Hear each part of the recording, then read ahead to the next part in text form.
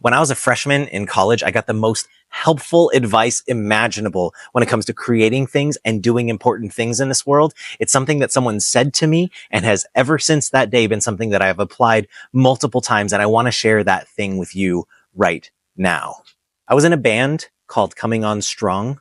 I don't even know how we came up with the name Coming On Strong. It was kind of like a late 90s, I guess it was early 2000s, punk emo vibe band. And we wrote some like spiritual songs, and a lot of them were just, I don't know, the kind of vague lyrics that came out of the 90s. And I got this piece of advice because we had this repertoire of songs, and we were starting to think that it sounded pretty good, like some songs about driving and some songs about God and some songs about our feelings, early 2000s emo punk rock type stuff. And we were trying to figure out, when should we book our first gig? How many songs do we have to have nailed down? And how do we know we're good enough to book a gig sometime? And how do we know when we should actually take this step to maybe get some tracks recorded and do some stuff?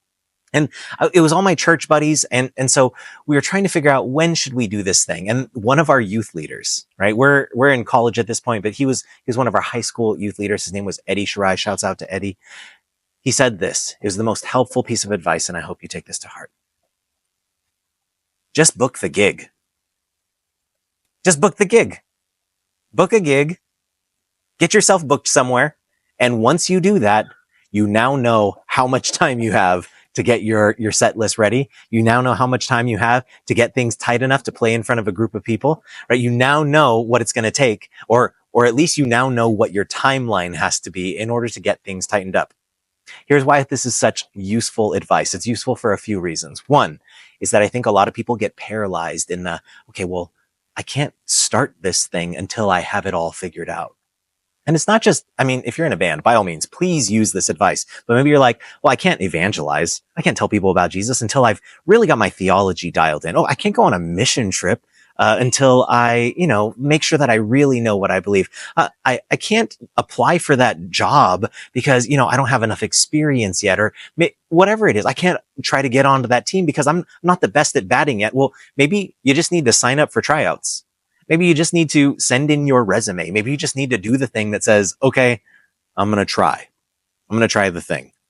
Because what that does is it puts a fire under you that then forces you to start working on yourself so that you're ready for the thing you want to do. So it's helpful because it frees you from this fake message in your brain that's like, I gotta make sure that I have it all together. No one has it all together. And the way that you get better is by trying and doing things. The other thing about booking a gig that is really, really helpful is that it's easy to get stuck in mediocrity if no one's watching. It's easy to get stuck in mediocrity if you have no skin in the game. And what booking a gig does, or what signing up for an appointment does, or by setting a deadline for yourself, what it does is it essentially says, no more mediocrity, you're going to get better. Leading up to that first gig that we played at a place called The Garage. It was like a Christian bookstore somewhere in Monrovia or something like that. And it wasn't a huge venue, but what that did is it made us practice more often. It made us care about the way that the song sounded. It made us make sure that we know what we're saying between sets. We can't just wing this thing like we do after youth group every Wednesday night. We actually have to know what we're doing. So it makes you not settle for mediocrity anymore. And so I know there's a lot of you out there that are maybe thinking about that next creative project, or maybe that thing that you feel like God is calling to, and you're like, okay, I will do that thing once I feel ready enough, or I will do that thing, once we've practiced a little bit more and we feel good enough. Now, how about you just book the gig and get better? Book the gig. Stop settling for mediocrity, get better, and make it happen. Book the gig today.